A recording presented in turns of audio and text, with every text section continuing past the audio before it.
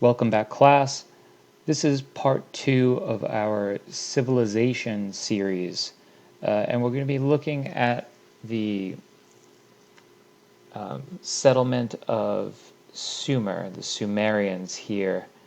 Our do now is, what does this map show? So is this a Paleolithic or a Neolithic settlement? And how do you know? Think about it. Use the key, use the map, use what you know about global history to answer that question.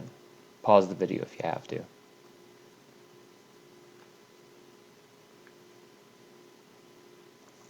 So our aim is, what can we learn about the Sumerians from the artifacts they left behind? We'll be looking at a series of Sumerian artifacts and try to gain a clearer picture of who they were as a people. Before we do that, though, hopefully you guys got a chance to listen to the Mesopotamian song. Here's a lyric from the song. Find the sentence fragment here and correct it. We'll go over this together at some point in class, and we'll do a series of little quick writing assignments like this as we move forward. No one's ever heard of our band. We're the Mesopotamians, Sargon, Hammurabi, Ashurbanipal, and Gilgamesh. Where is the sentence fragment, and how would you fix that? So the Sumerians exist between 3500 and 2000 BC, roughly, give or take. And they are a city-state, meaning they are in a city that is also its own country, for lack of a better phrase. It's a political unit, a city, with a wall around it and adjacent farmland. In your notes, guys, take a look at these images. What do you think these represent? Why might they be significant? Take a good look, analyze carefully, answer in your notes, pause the video.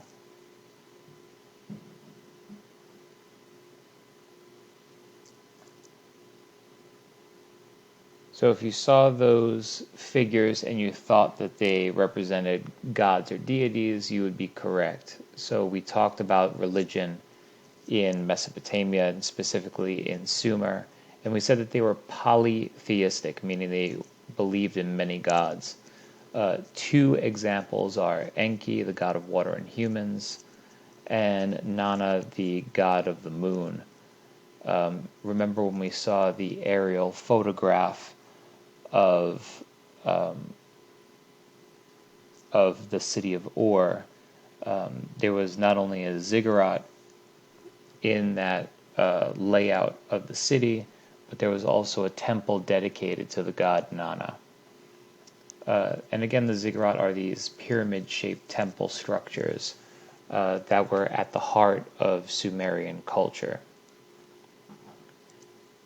Here is that shot again. You can see here, this is where the ziggurat would have been, and here was the court of Nana, the sacred place for the moon god. Religion and politics were mixed in Sumer. We can see that there's a number of buildings that were at the site that were reserved for religious figures. Also, notice that here we have the royal cemetery. What does it tell you about Sumerian society that they had a cemetery?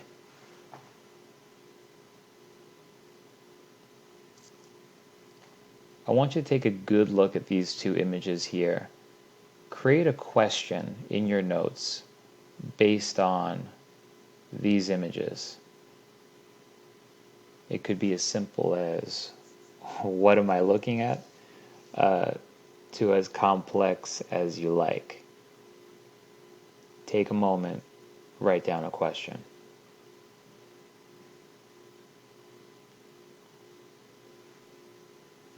So this is a figurine of Itor Shamajin, who was the king of Mari. Mari being located in present-day Syria. So now that you know a little bit more information about this, create a new question based on the information that was just revealed.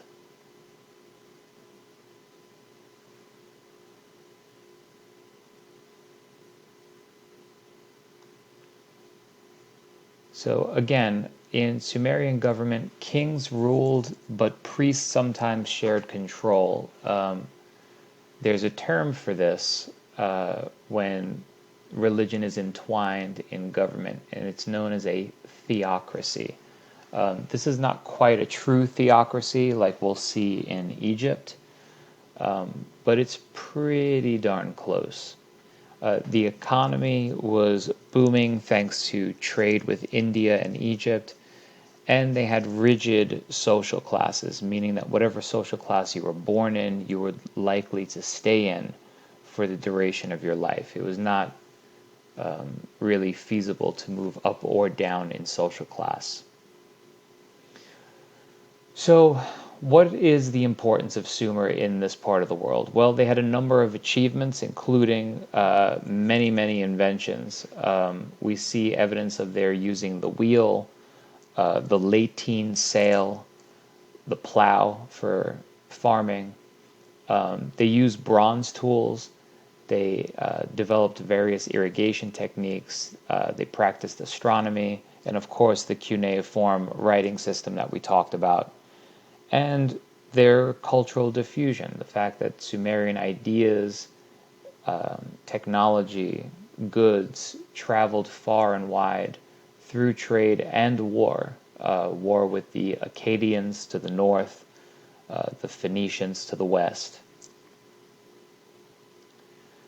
So you have a reading for today. There are 3 accounts, 3 separate flood stories, some of which you may be familiar with, some not. Read through those 3 accounts. If you wish, you can discuss the similarities and differences with classmates. You can use the chat for that, or you can speak to them privately. Think about what each culture thinks about this flood story. What's their perspective? And then there are 3 questions to respond to on the handout. That'll be submitted today as a classwork assignment. Lastly, you have a question, an exit ticket, a virtual exit ticket posted to the Google Classroom. I want you to identify an enduring issue that is related to today's topic. Again, as a reminder, an enduring issue is significant and has endured across time. So you can choose from the list that I provided on Google Classroom, or you can create one of your own. Make sure that you defend your choice in a detailed sentence or 2. Thank you, students. See you next time.